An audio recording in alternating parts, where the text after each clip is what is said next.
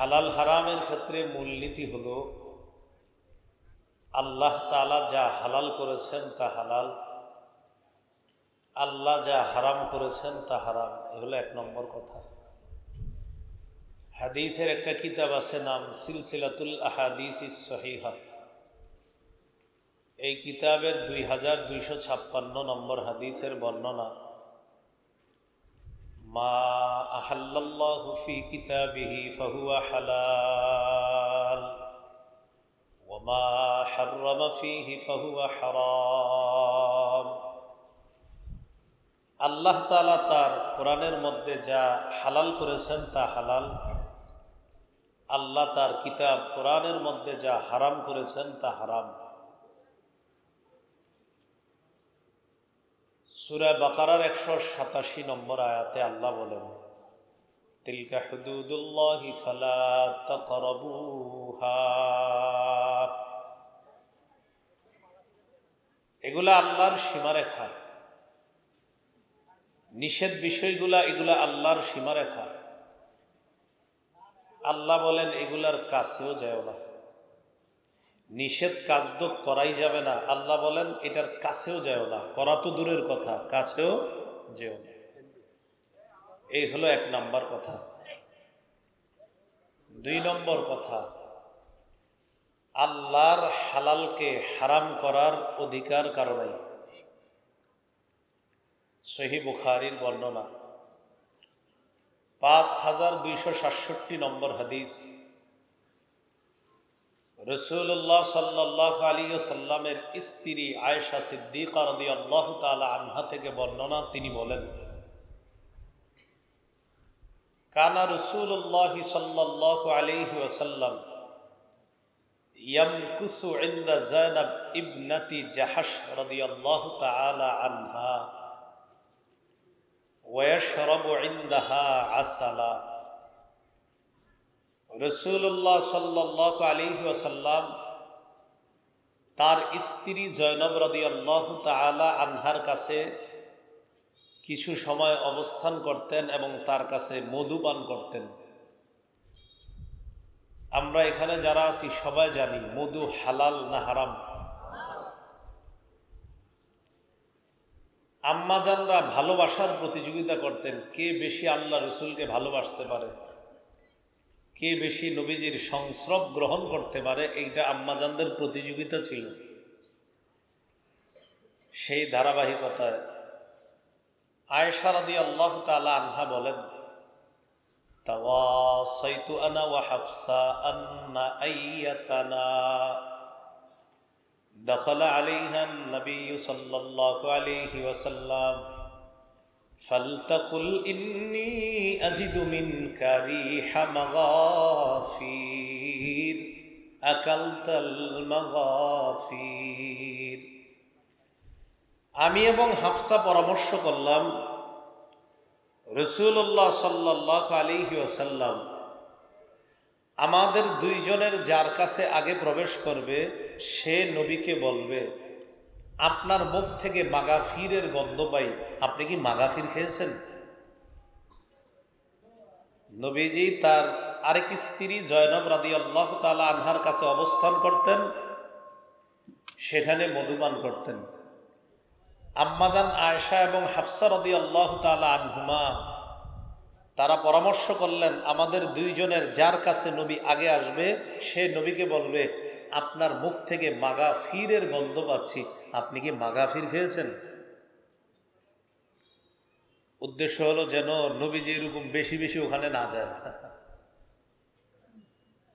ফাদাখালা আলা ইহদাহুমা,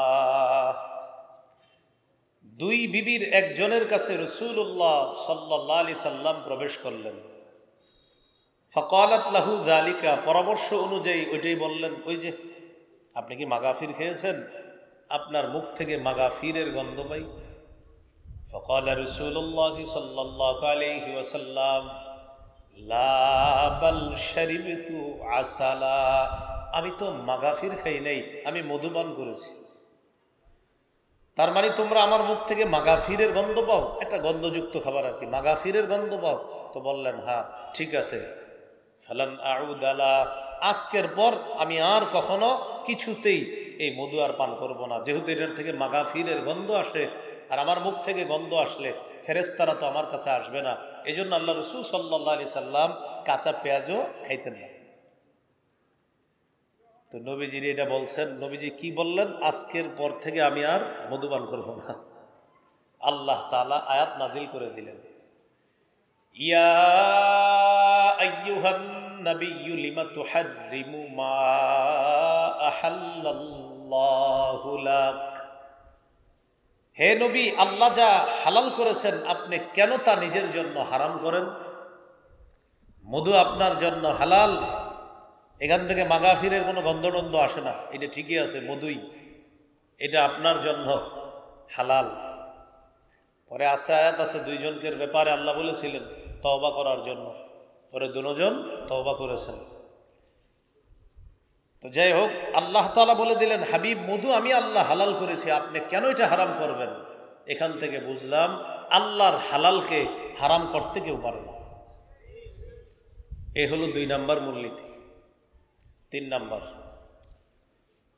রাসূলুল্লাহ সাল্লাল্লাহু আলাইহি সাল্লাম যা হারাম করেন, আমাদের নবীর হারাম করাটাও আল্লাহর হারাম করার মতোই বিধান হিসাবে সাব্যস্ত হয়। যেমন ইবনে মাজাহ হাদিসের কিতাব 12 নম্বর হাদিস, এই হাদিসের মধ্যে আছে রাসূলুল্লাহ সাল্লাল্লাহু আলাইহি ওয়াসাল্লাম বলেন, ইউশিকুর রাজুলু মুত্তাকিআন আলা আরিকাতিহি, এমন একটা সময় আসবে যখন মানুষ সিংহাসনের মধ্যে হেলান দিয়ে বসা থাকবে। ইউহাদ্দাসু বিহাদিসিম মিন্নি, তার সামনে আমার হাদিস পেশ করা হবে। তখন ওই ব্যক্তি বলবে, বাইনানা ওয়া বাইনাকুম কিতাবুল্লাহ, আমাদের মাঝে তোমাদের মাঝে আল্লাহর কোরআন আছে, কোরআন থাকতে হাদিসের কি প্রয়োজন? আওয়াজ দিয়ে বলি নাউযু বিল্লাহ। রাসূলুল্লাহ সাল্লাল্লাহু আলাইহি ওয়াসাল্লাম বলেন, সত্তর এমন একটা জামানা আসবে যেই জামানায় মানুষ সিংহাসনের মধ্যে হেলান দিয়ে বসা থাকবে। ওই জামানায় ওই ব্যক্তির সামনে আমার হাদিস পেশ করা হবে, সে বলবে, আমাদের মাঝে তোমাদের মাঝে আল্লাহর কোরআনই যথেষ্ট, হাদিসের আবার কি প্রয়োজন? বলি নাউযু বিল্লাহ। ফামা ওয়াজাদনা ফীহি মিন হালালিন ইস্তাহলালনা ওয়া মা ওয়াজাদনা ফীহি মিন হারামিন হারামনা। কোরআনে যেটা আমরা হালাল পাই সেটা হালাল হিসাবে গ্রহণ করলাম, কোরআনে যেটা হারাম পাই সেটা হারাম হিসাবে গ্রহণ করলাম। কথা কিন্তু সুন্দর। কি বলে? কোরআনের হালালকে হালাল মানলেই তো হলো, কোরআনের হারামকে হারাম মানলেই তো হলো, হাদিসের কি প্রয়োজন? এখান থেকে আমার সাথে একটু বলেন, কোরআনের হালালকে আমরা হালাল মানি কিনা? কোরআনের হারামকে আমরা হারাম মানি কিনা?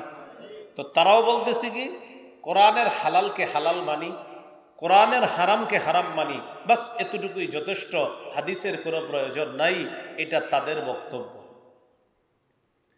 রাসূলুল্লাহ সাল্লাল্লাহু আলাইহি সাল্লাম বলেন, আলা ওয়া ইন্নামা হাররামা রাসূলুল্লাহ সাল্লাল্লাহু আলাইহি ওয়াসাল্লাম মিসলু মা হাররামাল্লাহ। শোনো, আমি নবী যেটা হারাম করি, আমার হারাম করাটা আল্লাহর হারাম করার মতোই হারাম হিসাবে সাব্যস্ত হয়ে যাবে। তাহলে কি শিখলাম? শুধু কোরআন না শুধু হাদিস, না কোরআন হাদিস।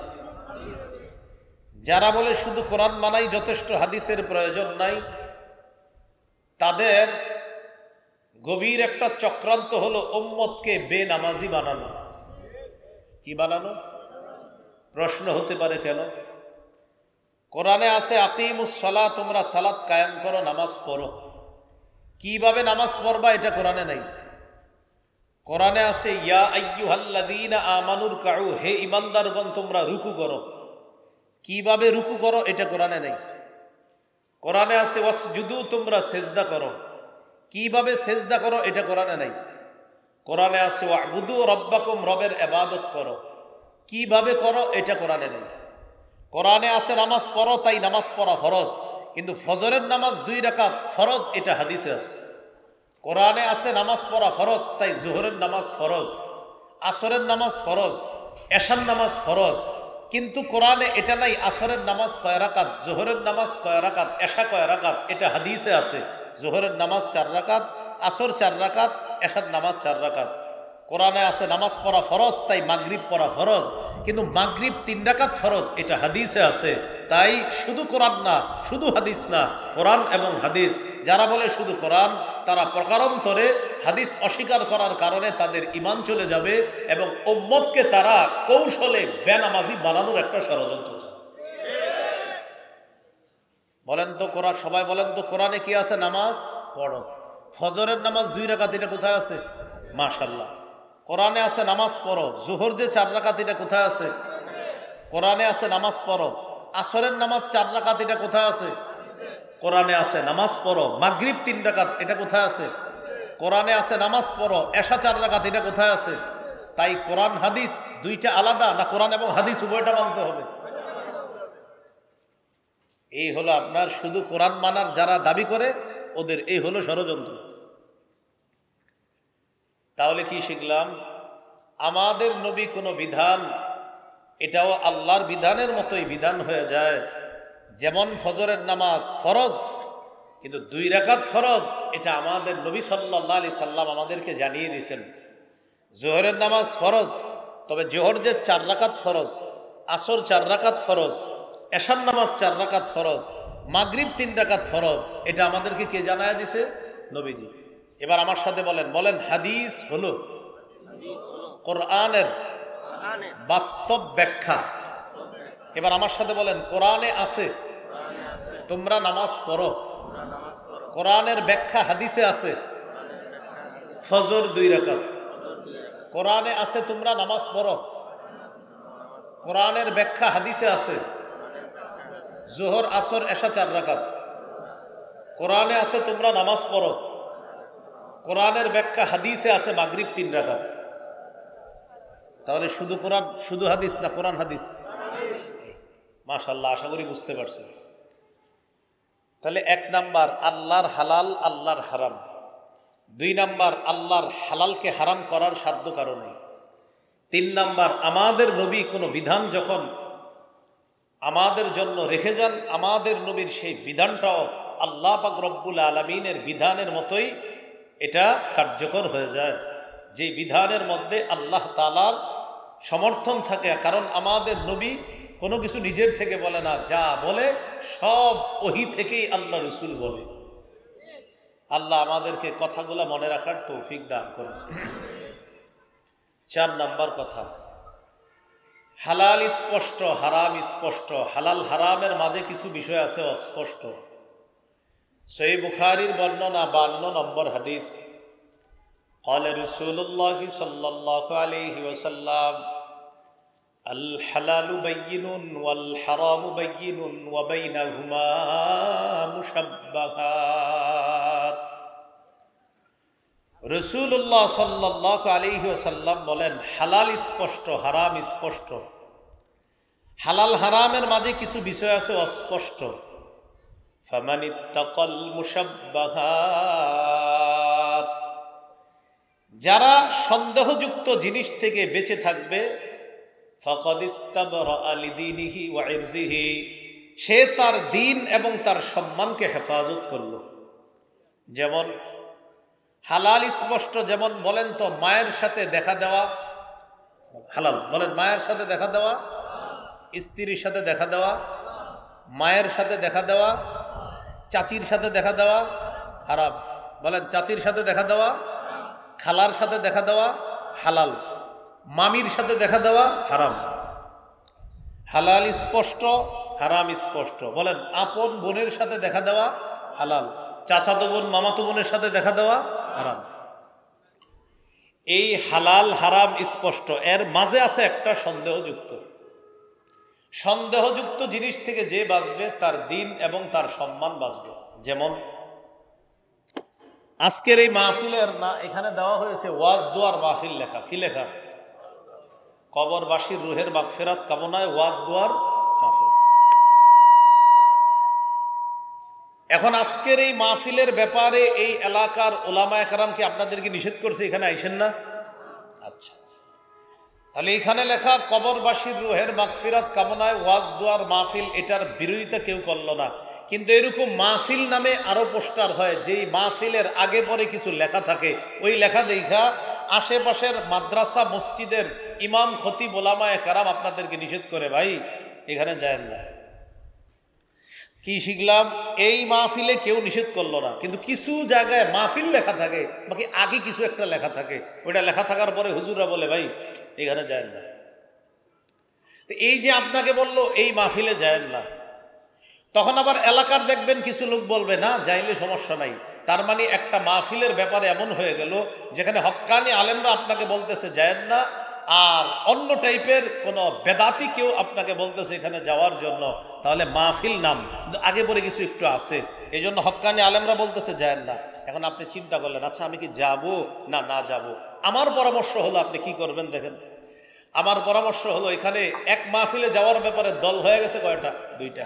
এক দল বলতেছে যান, সমস্যা নাই কোনো, আরেক দল বলতেছে যায়েন না, এখানে গেলে উল্টা পাল্টা কথা বলবে, ইমানের খতরা আসতে পারে। এই তো আপনি বুদ্ধি করে চিন্তা করবেন, আচ্ছা এই মাহফিলে যদি আমি না যাই কি হবে? আমার না গেলে আমার নামাজের ক্ষতি হবে না, আমার রোজার ক্ষতি হবে না, আমার জাকাতের ক্ষতি হবে না, আমার হজের ক্ষতি হবে না, আমার কিচ্ছু হবে না, যেহেতু হক্কানি আলেমরা বলতেছে এখানে না যাওয়া ভালো। আবার একদল বলতেছে যাওয়া উচিত। যেই জায়গার মধ্যে সন্দেহ কাজ করতেছে এখানে আমি না গেলাম, এখানে না গেলে তো আমার কোনো ক্ষতি হইতেছে না।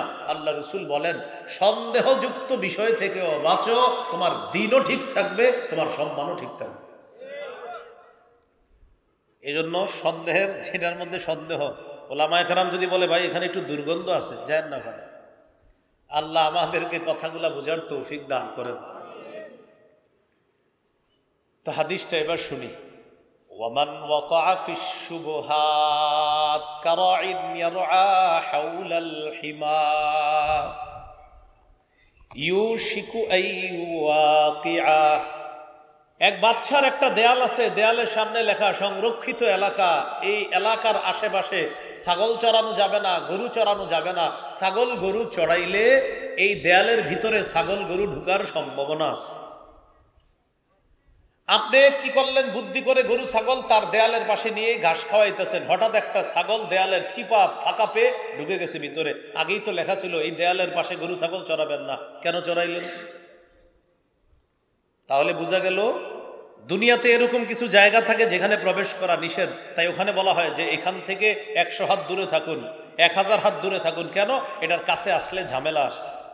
রাসূলুল্লাহ সাল্লাল্লাহু আলাইহি সাল্লাম বলেন আলা ইন্না লিকুল্লি মালিকিন হিমা, প্রত্যেক বাদশার একটা সীমারেখা আছে। ওয়া ইন্না হিমাল্লাহি ফিল আরদি মাহারিমুহু, পৃথিবীতে আল্লাহর সীমারেখা হলো নিষিদ্ধ বিষয়গুলা। এই নিষিদ্ধ বিষয়গুলার ব্যাপারেও আল্লাহর বিধান হলো এটার কাছেও যায় না। রাখাল যেমন ওই দেয়ালের কাছে গেলে তার ছাগল দেয়ালের ভিতরে ঢুকে যাওয়ার সম্ভাবনা, এটার ভিতরে যে কোনো সমস্যা ঘটতে পারে। আল্লাহর হারাম বিষয়গুলার কাছে যদি তুমি যাও, হতে পারে ওই হারামের মধ্যে তুমি জড়িয়ে পড়বে। এই জন্য হারামের কাছে না যাওয়া। সন্দেহ যে ওখানে গেলে আমি কি হারাম কাজটা করে ফেলবো, সন্দেহ লাগতেছে, যান না, হতে পারে করে ফেলবেন। আপনার 10 বন্ধু গেছে খেলা দেখতে, হারাম খেলা, জুয়ার খেলা দেখতে গেছে। আপনি চিন্তা করলেন আমি একটু গিয়ে স্কোরটা যাই না, সে আমি খেলাটা দেখবো না, শুধু স্কোর জানবো। আপনি গেলেন, যাওয়ার পর বন্ধুদেরকে দূর থেকে জিজ্ঞাসা করতেছেন দোস্ত কি অবস্থা, এটা জিজ্ঞাসা করার জন্য গেছেন। বন্ধুরা লম্বা সময় এখানে জুয়া বাজির খেলা দেখবে। সেখানে বন্ধুদেরকে জিজ্ঞাসা করতে যাওয়ার, যখন জিজ্ঞাসা করবেন স্কোরটা, ওই টাইমে সবাই দিচ্ছে তালি, এরে ছক্কা। তখন আপনি আর সইতে পারেন নাই, ঘটনা কি? আজকে শেষবারের মতো একটু যাই, দেখি কি হয়। এই যে দেখেন, হারামের সীমা রেখার কাছে যাইতে নিষেধ করছে রাসূল সাল্লাল্লাহু আলাইহি সাল্লাম। কেন? ওখানে যদি তুমি যাও, হতে পারে হারামের মধ্যে তুমি ডুবে যাবে। কথাটা কি বুঝে আসছে সবার? এই জন্য আল্লাহ পবিত্র কোরআনের মধ্যে বলেন ওয়ালা তাকরাবুজ জিনা, আল্লাহ বলেন তোমরা জিনার নিকটবর্তী হয়েও না। বলে নাই জিনা করো না, বলছে জিনার কাছেও যাও না। বলে নাই জিনা করো না, বলছে এটার কাছেও যেও না। যদি এটার কাছাকাছিও যাও, হতে পারে এই শয়তান তোমাকে আসল জিনার মধ্যে লিপ্ত করায় দেবে। অথচ আমাদের পকেটে পকেটে এখন জিনার উপকরণ আছে। সহিহ বুখারীর বর্ণনা 6612 নম্বর হাদিস। قال رسول الله صلى الله عليه وسلم إن الله كتب على ابن آدم حظه من الزنا أدرك ذلك لا محالة। নিশ্চয়ই আল্লাহ আদম সন্তানকে জিনার পরীক্ষা দ্বারা পরীক্ষা করেন। ফাজিনাল আইনি আন নাজরু, চোখের জিনা হলো দেখা। ওয়াজিনাল লিসানাল মানতিক, মুখের জিনা হলো কথা বলা। ওয়ান নাফসু তামান্না ওয়া তাশতাহি, অন্তর কল্পনা করে, এটা অন্তরের জিনা। এবার আমার সাথে একটু বলেন, সরাসরি যা দেখা, সরাসরি যা দেখা হারাম, মোবাইলে তা দেখা হারাম। যাকে সরাসরি দেখলে চোখের জিনা হয়, বলেন, তাকে মোবাইলে দেখলেও চোখের জিনা হয়, ভিডিও কলে দেখলেও চোখের জিনা হয়, নাটক সিনেমায় দেখলেও চোখের জিনা হয়। এখন নিজের প্রশ্ন করেন, কয়জন এটা থেকে বাঁচতেছে? রাসূলুল্লাহ সাল্লাল্লাহু আলাইহি সাল্লাম বলেন, লাআলামান্না আকওয়ামান মিন উম্মতি ইয়াতুনা ইয়াওমাল কিয়ামাতি বিহাসানাতিন আমসালি জিবালি তিহামা বাইদা ফায়াজআলুহা আল্লাহু হাবাআম মানসুরা। আমার উম্মতের একদল মানুষ যারা সরাসরি গুনাহ করে না, কিন্তু পর্দার আড়ালে তারা যখন যায় তখন ঠিকই ভয়ঙ্কর ভয়ঙ্কর গুনাহ করে। নবীজি বললেন, সাহাবীরা বললেন, হুজুর এরা কারা? কয়, নবীজি বলেন, এরা কিয়ামতের ময়দানে তিহামার সাদা পাহাড়ের মতো বড় বড় আমল নিয়ে উপস্থিত হবে। আল্লাহ তাদের আমলগুলা একদম বিক্ষিপ্ত ধূলিকণার মতো বানায়া দিবে। সাহাবীরা বললেন, সিফহুম লানা ইয়া রাসূলুল্লাহ, হুজুর তাদের বর্ণনা একটু আমাদেরকে দেন তো, দেখি তারা কারা, আমরা যেন ওই শ্রেণীর না হই। নবী বললেন, তারা দেখতে তোমাদের মতো, তাদের চামড়া তোমাদের চামড়ার মতো। ইয়াখুজুনা বিল্লাইলি কামা তাখুজুনা, তোমরা যেমন রাতে তাহাজ্জুদ পড়ো তারাও তাহাজ্জুদ পড়ে, তবে হাত্তা ইযা খালাউ বিমাহারিমিল্লাহ ইনতাহাকুহা, এরা যখন নির্জনে কোনো হারাম জিনিস পাওয়া যায় তখন ওই হারাম অপরাধটার মধ্যে তারা লিপ্ত হয়ে পড়ে, ঘন্টার পর ঘন্টা সে অপরাধ করে, প্রতিনিয়ত এই অপরাধ করে। তোমাদের মতো তাহাজ্জুদ পড়ে, তোমাদের মতো নামাজ পড়ে, তোমাদের মতো ইবাদত বন্দেগী করে, কিন্তু আড়ালে নির্জনে গেলে ভয়ঙ্কর অপরাধে প্রতিনিয়ত ঘন্টার পর ঘন্টা সে অপরাধ করতেছে। নবী বলেন, এদের আমলগুলো আল্লাহ কিয়ামতের ময়দানে বিক্ষিপ্ত ধূলিকণার মতো বানায়।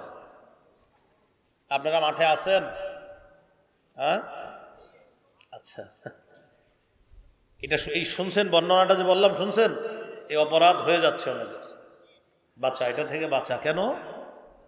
সূরা আনামের 151 নম্বর আয়াতে আল্লাহ বলেন, ওয়ালা তাকরাবুল ফাওয়াহিশা মা যাহারা মিনহা ওয়া মা বাতান, তোমরা প্রকাশ্য অশ্লীলতার কাছে যেও না, গোপন অশ্লীলতার কাছেও যেও না।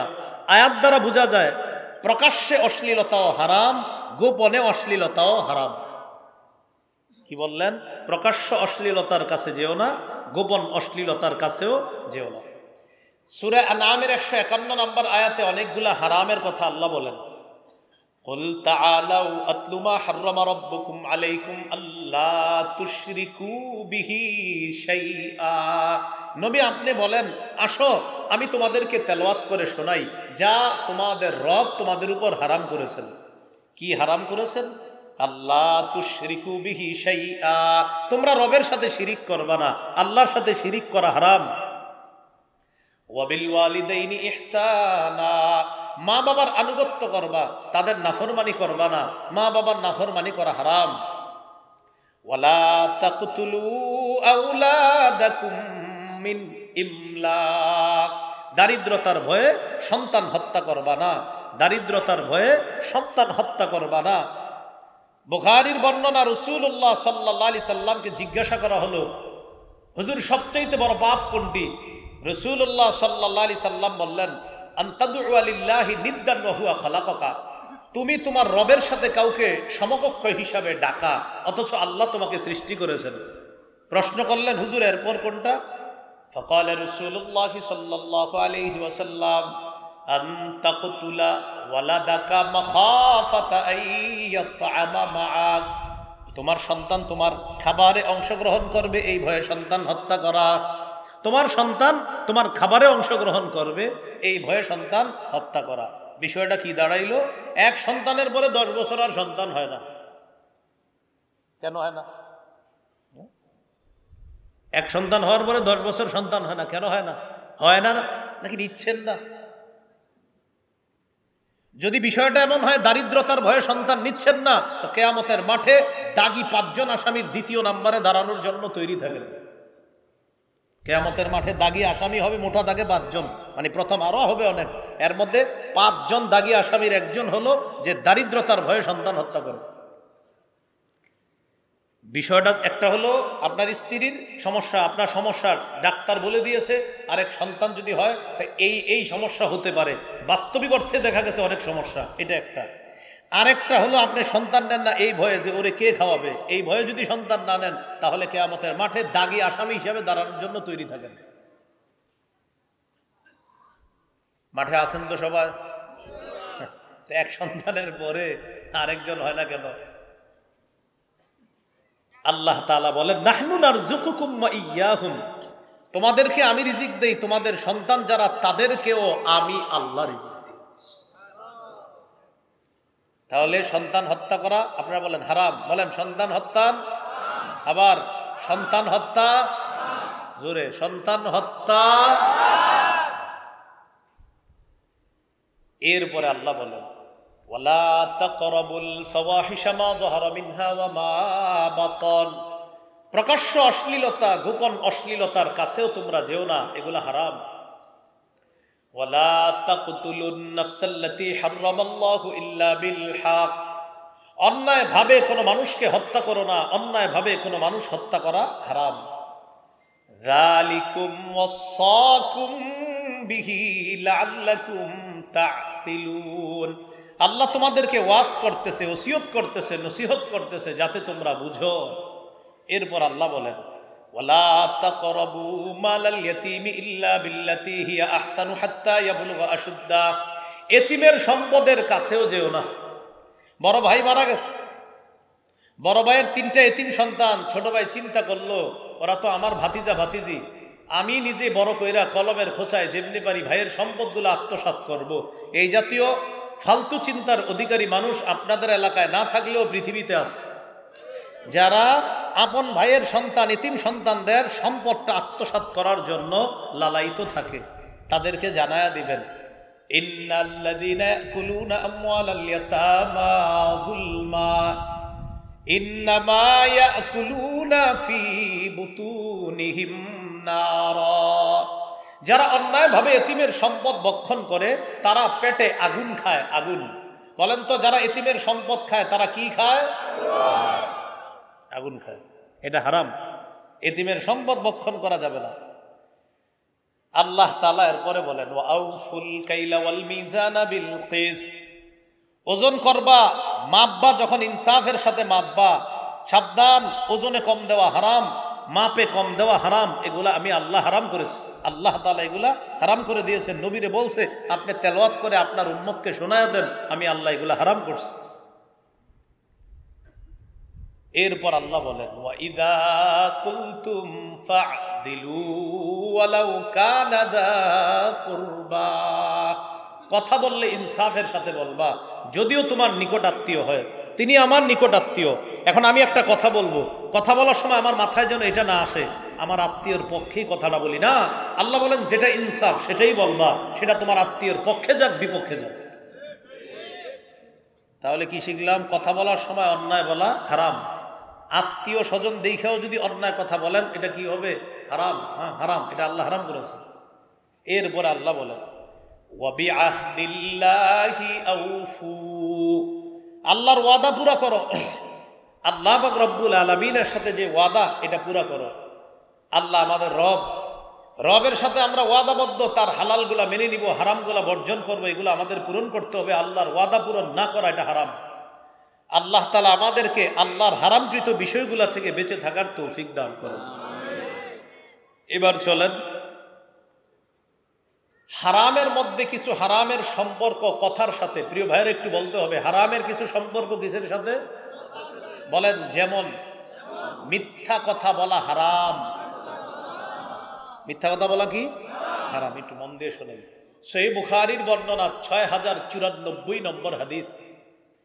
এই হাদিসটা শোনানোর আগে আমি আপনাদেরকে বলছি, এই যুগে যদি কেউ চান যে আবু বকর সিদ্দিক রাদিয়াল্লাহু তাআলা, আবু বকর তার উপাধি যেমন সিদ্দিক, আল্লাহ তাআলা আপনি যদি চান এই যুগেও আপনার নামের পিছনে সিদ্দিক লেখা হোক, হাদিস দ্বারা প্রমাণ হয় এই যুগেও কোনো মানুষ চাইলেই আল্লাহর কাছে সে সিদ্দিক নামটা লেখাইতে পারে। সাথে সাথে মনে রাখবেন, মিথ্যা নবুয়ত দাবিদার তার নাম মুসাইলামাতুল কাযযাব। এই যুগে কোনো ব্যক্তি যদি চায় যে আমার নাম কাযযাব হোক, এটাও সে পারবে। অধিক মিথ্যাবাদী, এটাও সে কি করবে? পারবে। সহিহ বুখারীর 6094 নম্বর হাদিস। قال رسول الله صلى الله عليه وسلم إن الصدق يهدي إلى البر وإن البر يهدي إلى الجنة। রাসূলুল্লাহ সাল্লাল্লাহু আলাইহি ওয়াসাল্লাম বলেন, সত্য কথা পুণ্যের রাস্তা দেখায়, পুণ্য জান্নাতের রাস্তা দেখায়। ইন্নার রাজুলা লা ইয়াসদুকু ওয়া ইয়াতাহাররা সিদকা হাত্তা ইয়াকুনা সিদ্দীকা। কোন মানুষ যখন সত্য কথা বলে, উঠতে সত্য, বসতে সত্য, মুআমালাত মুআশারাতে সত্য, ব্যবসা করে সত্য কথা বলে, কোনো কিছু ক্রয় করে সত্য কথা বলে, তার জীবনটা সত্য আর সত্য, নবী বলেন এক পর্যায়ে তার নামটা আল্লাহর খাতায় সিদ্দিক বলে লিপিবদ্ধ হয়ে যায়। কি বলে? তাহলে দেখেন প্রিয় ভাইয়েরা, এই যুগে আমরা চাইলে আমাদের নামটা সিদ্দিক লেখাইতে পারি আল্লাহর কাছে। এরপরে নবী বলেন, ওয়া ইন্নাল কাযিবা ইয়াহদি ইলাল ফুজুর ওয়া ইন্নাল ফুজুরা ইয়াহদি ইলান নার। পাপাচার, মিথ্যা কথা পাপাচারের রাস্তা দেখায়, পাপাচার জাহান্নামের রাস্তা দেখায়। ইন্নার রাজুলা লা ইয়াকযিবু ওয়া ইয়াতাহাররাল কাযিবা হাত্তা ইউকতাবা ইনদাল্লাহি কাযযাবা। মানুষ মিথ্যা কথা বলে, মিথ্যা বলতে বলতে এক পর্যায়ে তার নামটা আল্লাহর খাতায় কাযযাব, মুসাইলামা মিথ্যা নবুয়ত দাবিদার যেমন কাযযাব, এই যুগেও কোনো মানুষ মিথ্যা বলতে বলতে বলতে বলতে তার নাম আল্লাহর খাতায় কাযযাব বলে লিপিবদ্ধ হয়ে যায়। বলি নাউযুবিল্লাহ। প্রিয় ব্যবসায়ী ভাইয়েরা, পণ্য বিক্রি করার সময় মিথ্যা কথা বলবেন না। ওই যে বললাম 5 জন দাগী আসামি, এই 5 জনের মধ্যে সেও একজন হবে যে ব্যক্তি মিথ্যা শপথ করে পণ্য বিক্রি করে। রাসূলুল্লাহ সাল্লাল্লাহু আলাইহি সাল্লাম বলেন, কিয়ামতের ময়দানে 3 ব্যক্তির দিকে আল্লাহ রহমতের দৃষ্টি দিবে না। এর মধ্যে একজন হলো ওই ব্যক্তি যেই ব্যক্তি পণ্য মিথ্যা কথা বলে বিক্রি করে। কোন বর্ণনা আসছে যে ব্যক্তি দান করে, খোটা দেয়, যে ব্যক্তি লুঙ্গি টাকনুর নিচে রাখে, এদের দিকে আল্লাহ তাআলা তাকাবেন না কিয়ামতের মাঠে। কি টাকনুর নিচে রাখে? এদের দিকে আল্লাহ তাআলা কিয়ামতের ময়দানে তাকাবেন না। এখন তো এটা আমরা কিছু ভাবি না, মনেই করি না। নামাজে গেলে যাক মাশাআল্লাহ তাও উঠায়, আল্লাহ বাঁচাইছে যে নামাজের সময় উঠায়, না উঠাইলে কি করার ছিল? মানুষ ভাবে টাকনু শুধু নামাজের সময় না, মুসলমানের টাকনু এটা সর্বা অবস্থায় আপনার টাকনুর উপরে কাপড় পরা। মুসলমানের টাকনুর উপরে কাপড় পরতে হবে শুধু নামাজের সময় না, সর্ব অবস্থায়। তো যাই হোক, মিথ্যা শপথ করে পণ্য বিক্রি করলে খবর আছে। হাদিসে আসছে সৎ ব্যবসায়ী কিয়ামতের ময়দানে নবী সিদ্দিকদের সাথে থাকবে। কিন্তু যে ব্যক্তি মিথ্যা কথা বলে পণ্য বিক্রি করে, এর অবস্থা খুব খারাপ হবে। ভাই জুতার দাম কত? 1200, 1150 দেই, আল্লাহর কসম কিনে আছে 1160 করে। কত করে? 1160 হইলে তো এটা 1150-এর নিচে বলা ঠিক হইবে না আমার। আর 1160 কিনে আছে, তো বলতে হলে আমার 1160-এর উপরে বলতে হবে। এখন আপনি এই যে কসম করলেন 1160 করে কিনা, তাই 1200 বেচবেন, বিক্রি করলেন। কারণ উনি পাইকারি দোকানে গিয়ে খোঁজ নিল এই জুতা 300 করে কিনে আনছেন, তার মানে মিথ্যা কথা বললেন 700 টাকা বা আরো বেশি, 700-900 টাকা মিথ্যা কথা বললেন। এই যে মিথ্যা কথা বললেন, এটার জন্য আপনি আল্লাহর দরবারে দাঁড়ানোর জন্য তৈরি থাকেন। মানে মিথ্যা কথা বলাটা একদম ইজি, কোনো ব্যাপারই মনে করে না, একদম সহজে মিথ্যা কথা বলে দিচ্ছেন আপনি। আপনারা কিন্তু বেজার হবেন না, এই কথা তাদের গায়ে নেবেন যারা মিথ্যা কথা কয়ে ব্যবসা করেন। যদি মিথ্যা কথা বলেন আপনার হ্যাঁ ওয়াজ আপনাকেই করতেছে। আমি আবার বলছি, এখানে যদি কোনো মিথ্যাবাদী ব্যবসায়ী থাকেন তো ওয়াজ আপনার জন্য ঠিক হয়ে যাবে। তো মিথ্যা কথা বলতে বলতে তার নাম আল্লাহর খাতায় কাজ্জাব লিপিবদ্ধ হয়ে যায়। আল্লাহর হস্তে মিথ্যা কথা বলেন না। এবার আসেন আরেকটা হাদিস শুনিয়ে। হাদিস শোনার আগে আগে আমার সাথে একটা বাংলা বলেন। বলেন, রাসূলুল্লাহ সাল্লাল্লাহু আলাইহি ওয়াসাল্লামের কাছে সবচেয়ে অপছন্দনীয় বিষয় ছিল কেউ নবীর সামনে মিথ্যা বলা। বলেন তো আমাদের নবীর কাছে সবচেয়ে অপছন্দনীয় বিষয় কোনটা ছিল? মিথ্যা বলা। তিরমিজির হাদিস 1973 নম্বর হাদিস, 1973। এই হাদিসের মধ্যে আছে عن عائشة الصديقة رضي الله تعالى عنها قالت ما كان خلق أبغض إلى رسول الله صلى الله عليه وسلم من الكذب। আম্মাজান আয়েশা সিদ্দিকা রাদিয়াল্লাহু তাআলা আনহা বলেন, রাসূলুল্লাহ সাল্লাল্লাহু আলাইহি ওয়াসাল্লামের কাছে মিথ্যা বলার চাইতে অধিক অপছন্দনীয় বিষয় আর কোনো কিছু ছিল না। কোন ব্যক্তি যদি নবীর সামনে মিথ্যা কথা বলতেন, ফামা ইয়াজালু ফি নাফসিহি হাত্তা ইয়ালামা আন্নাহু ক্বাদ আহদাসা মিনহা তাওবা। আল্লাহ নবী ভুলতেই পারতেন না। কোন ব্যক্তি যদি মিথ্যা কথা বলতেন তার ব্যাপারটা নবী মন থেকে সরাইতে পারতেন না। কোন ব্যক্তি মিথ্যা বললে নবী সরাইতে পারতেন না। এটা নবী সব কাজ করতেছে, মনে করেন খাবার খাচ্ছে, নামাজ পড়াইতে যাইতেছে, মানুষের সাথে কথা বলতেছে, নবীর মধ্যে একটা পেরেশানি কাজ করতেছে। কি ব্যাপার, আপনি এমন করেন কেন? আল্লাহ রসুলের চেহারার অবস্থা কেন? নবীর মধ্যে পেরেশানি কেন?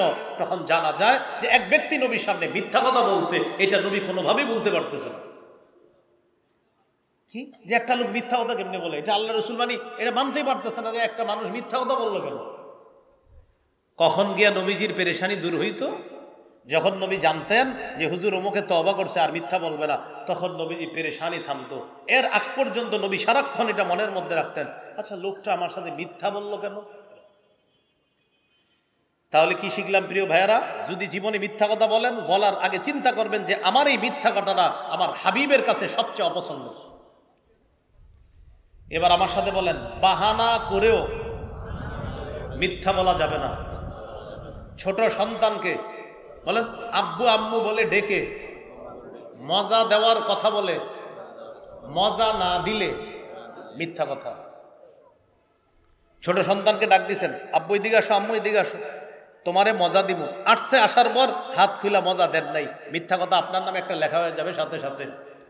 আবু দাউদ, আসলেই তো ঠিক হাদিসে আসছে, তো ঠিক তো হবেই।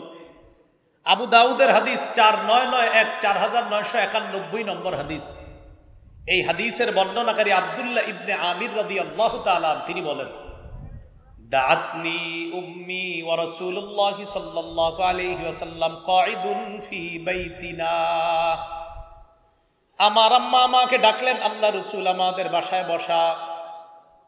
আমার আম্মা আমাকে ডেকে বললেন, হা তাআল উতিকা, আব্বু এদিকে আসো, তোমাকে কিছু দিব।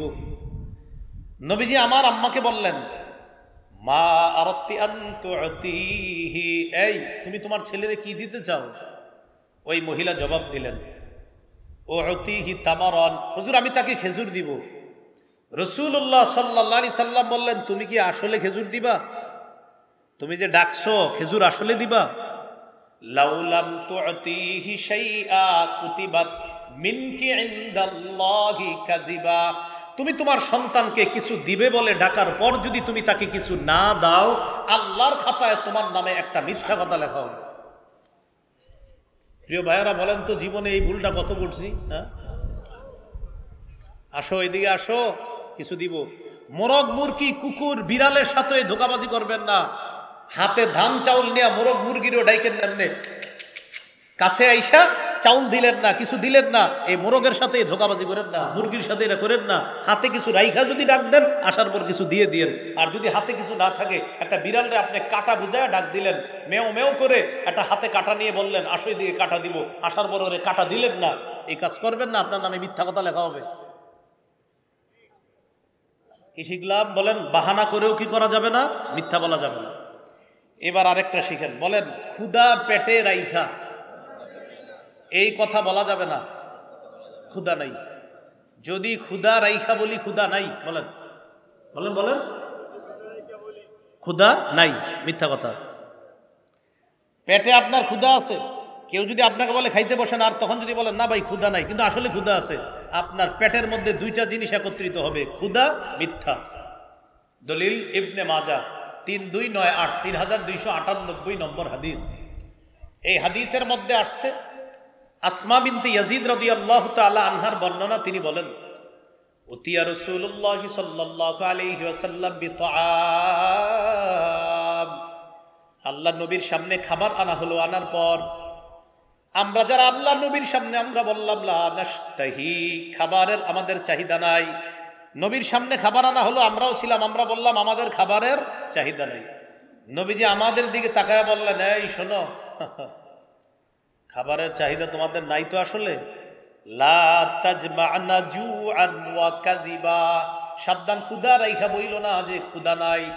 ক্ষুধা রাইখা যদি বলো ক্ষুধা নাই, খাবারের প্রতি চাহিদা নাই, তাহলে তোমার পেটে দুইটা জিনিস জমা করলা, একটা মিথ্যা জমা করলা, আর একটা তুমি ক্ষুধা জমা করলা। ক্ষুধা রাইখা যদি বলো ক্ষুধা নাই, এক পেটে খিদা রাখলা, খিদা রাইখা দুনিয়াতে কষ্ট পাইলা, আর একটা মিথ্যা পেটে ঢুকাইলা, এটার কারণে আখেরাতে কষ্ট পাবা। এখন বলেন এই ভুলটাও আমাদের হয় কিনা? অনেক সময় বলে ফেলি, খিদা থাকলে কোন আল্লাহর ওলি বুজুর্গ যদি বলে আপনারে ভাই খান, কারণ আমরা অনেক সময় লজ্জায় বুজুর্গদের সামনে খাইতে চাই না, কিন্তু পেটে খিদা আছে, বিসমিল্লাহ কইরা বরকত হিসাবে শুরু করে দিবে। হ্যাঁ, বিসমিল্লাহির রহমান, হুজুর বলছে বিসমিল্লাহির রহমান, খানা শুরু করে। হ্যাঁ, একটু আদব বজায় রাখেন সামনে, সমস্যা নেই, আপনি একটু ভদ্রভাবে বৈশা, হুজুর বলছে খান, তা আপনার পেটে খিদা আছে, বিসমিল্লাহির রহমান শুরু করে দেন। মিথ্যা কথা বলা যাবে না। আর যদি বলেন খাবেন না, বললেন যে হুজুর এখন খাবো না, পরে খাবো, এটা বলেন, কিন্তু বললেন না যে ক্ষুধা নাই, আসলে তো ক্ষুধা আছে, প্রচুর ক্ষুধা। এই টাইমে আপনার সামনে হুজুরে বিরিয়ানি দিছে, বলেন বিরিয়ানির ঘেরানে কার মন না চায় বিরিয়ানি খাইতে?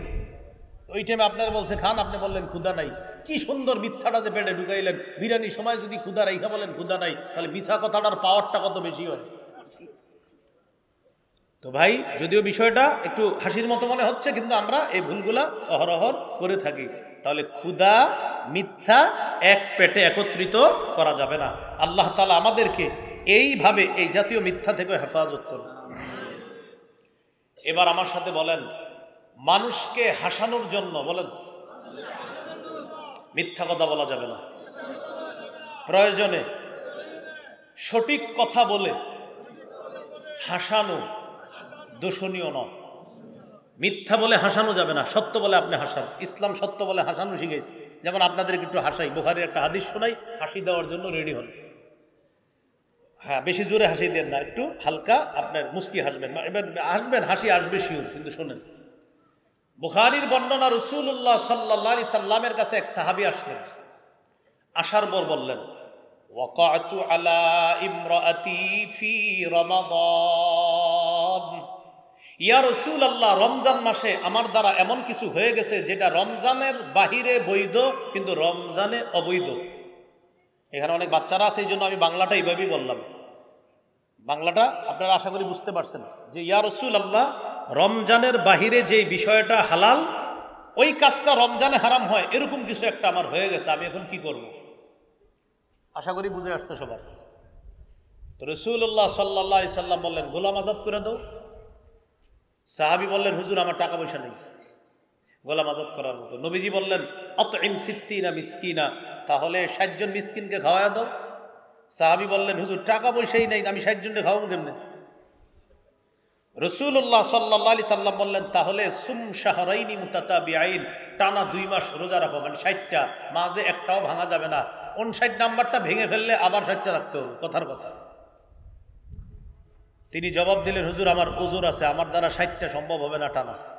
তাহলে গোলাম আজাদও পারবে না, 60 জন মিসকিনকেও খাওয়াতে পারবে না, আবার টানা 60টা রোজা রাখতেও পারবে না, ওজর আছে।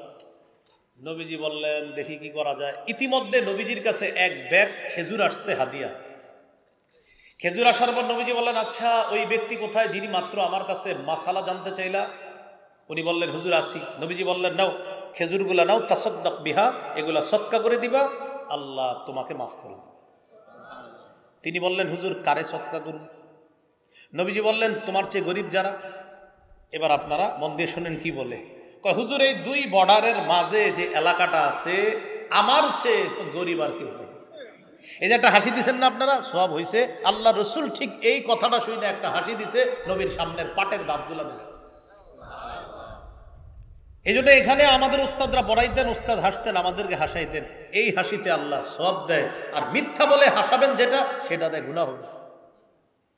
বুঝে আসছিনি কথাটা? রাসূলুল্লাহ সাল্লাল্লাহু আলাইহি সাল্লাম এটা শুনে হাসলেন। হাসার পর বললেন, তো কি করা? ফানতুম ইজান, নেও খেজুরগুলা নাও, তোমরাই ঘরে গিয়ে খাও, যাও। তোমার সে গরিব কেউ নাই, এখন তুমি নাও, ঘরে গিয়ে তোমরাই খাও। তাহলে ভাই আমরা গুরুত্বপূর্ণ একটা কথা শিখলাম, হাসির ছলেও মিথ্যা বলবো না, কাউকে হাসানোর জন্য আমরা মিথ্যা কথা বলবো না। তিরমিজির হাদিস 2315 নম্বর হাদিস। এই হাদিসের মধ্যে রাসূলুল্লাহ সাল্লাল্লাহু আলাইহি সাল্লাম বলেন, ওয়াইলুল লিল্লাযী ইউহাদ্দিসু বিল হাদিসি লিইউদহিকা বিহিল কওম ওয়াইলুল লাহু ওয়াইলুল্লাহ। রাসূলুল্লাহ সাল্লাল্লাহু আলাইহি সাল্লাম বলেন, ওয়াইলুন, ওই ব্যক্তির জন্য ধ্বংস যে ব্যক্তি ইউহাদ্দিসু কথা বলে, ফায়াকযিবু আর মিথ্যা কথা বলে, লিইউদহিকা বিহিল কওম মানুষকে হাসানোর জন্য মিথ্যা কথা বলে, ওয়াইলুল লাহু ওয়াইলুল্লাহ তার জন্য ধ্বংস, তার জন্য ধ্বংস, তার জন্য ধ্বংস যে মানুষকে মিথ্যা কথা বলে হাসানোর জন্য। আল্লাহ আমাদের এই মজলিসগুলা, মাহফিলগুলাকেও মিথ্যা কথা থেকে হেফাজত করুন। এবার বলেন, পরিণতি চিন্তা না করে বলেন, একটা মিথ্যা কথা বললে 70 বছর জাহান্নামী হওয়া লাগতে পারে। পরিণতি চিন্তা না করে কথা বলে কিভাবে দেখেন, 3জন 4জন আমরা একসাথে হয়েছি, তখন বলে ফেলি এভাবে, ও ওমকে আরে কইস না, কি ভালো মানুষ, আন্দাজি, আর কি, মানে কথার কথা বলে ফেলছি। এক ব্যক্তির নামে কিছু মিথ্যা কথা বললাম, ওই ব্যক্তি আমার সাথে দেখা, কি তুই নাকি আমার নামে চা দোকানের সামনে এগুলো বলছস? কই কখন, আমি তো এমনি বলছি দুই একটা কথা। এই যে আপনি দুই একটা কথা তার নামে বললেন, আর এটা মিথ্যা কথা, রাসূল বলেন এই একটা মিথ্যা তোমাকে 70 বছর জাহান্নামী বানাতে পারে। তিরমিজির হাদিস 2314 নম্বর হাদিস। রাসূলুল্লাহ সাল্লাল্লাহু আলাইহি সাল্লাম বলেন, ইন্না রাজুলা লা ইয়াতাকাল্লামু বিল কালিমা মা ইয়াতাবায়্যানু ফিহা, এটা একটা বর্ণনা বুখারীর। আর তিরমিজির বর্ণনা, ইন্না রাজুলা লা ইয়াতাকাল্লামু বিল কালিমা লা ইয়ারা বিহা বাসা, মানুষ মাঝে মাঝে কথা বলে পরিণতি চিন্তা করে না, মানে মন চাইছে বইলা দিস। ইয়াহবি ফিন্নার ইয়াহয়ি বিহা ফিন্নার 70 খরিফা, এই একটা কথা তাকে 70 বছর জাহান্নামে নিবে। আল্লাহ আমাদেরকে হেফাজত করেন। এবার আমার সাথে বলেন, একটা মিথ্যা কথা বললে এই মিথ্যা কথার দুর্গন্ধে ফেরেশতারা ওই মুহূর্তে 1 মাইল দূরে চলে যায়। একটা মিথ্যা কথার দুর্গন্ধে ফেরেশতারা 1 মাইল দূরে চলে যায়। তিরমিজির বর্ণনা 1971 নম্বর হাদিস। এই হাদিসের মধ্যে আসছে রাসূলুল্লাহ সাল্লাল্লাহু আলাইহি সাল্লাম বলেন, ইদা কাযাবাল আবদু তাবাআদা আনহুল মালাইকা মিলান মিন নাতনি মা জাআ বিহি, কোন মানুষ যখন মিথ্যা কথা বলে তার থেকে ফেরেশতারা তার মিথ্যার দুর্গন্ধে 1 মাইল দূরে চলে যায়। বলি নাউজুবিল্লাহ। এবার আমার দিকে তাকান, একজন মানুষ, এই মানুষটা ফরজ ইবাদত করে, নফল ইবাদত করে, তাহাজ্জুদও পড়ে, কিন্তু আবার কিছু হারাম কাজ করে। এই মানুষটা ফরজ ইবাদত করে, ওয়াজিব ইবাদত করে, নফল একটু কম পড়ে, কিন্তু হারাম কাজ করে না। এই লোকটা প্রচুর ইবাদত করে, পাশাপাশি কিছু হারাম কাজও করে ফেলে। এই লোকটা ফরজ ওয়াজিবগুলা ঠিক রাখে, নফল পারলে পড়ে, না পারলে অতটা পড়ে না, কিন্তু একটা হারাম কাজও করে না। নবীজি বলেন, এই লোকের ইবাদত প্রচুর কিন্তু হারামের মধ্যে লিপ্ত আছে। এই লোকের ইবাদত একটু কম কিন্তু হারামে লিপ্ত নাই। আমি নবী এই যে হারাম থেকে বেঁচে থাকলো তাকে পৃথিবীর মানুষের মধ্যে শ্রেষ্ঠ ইবাদত গুজার বান্দা বলে ঘোষণা করলাম। হারাম থেকে বাঁচে। তিরমিজির হাদিস 2305 নম্বর হাদিস।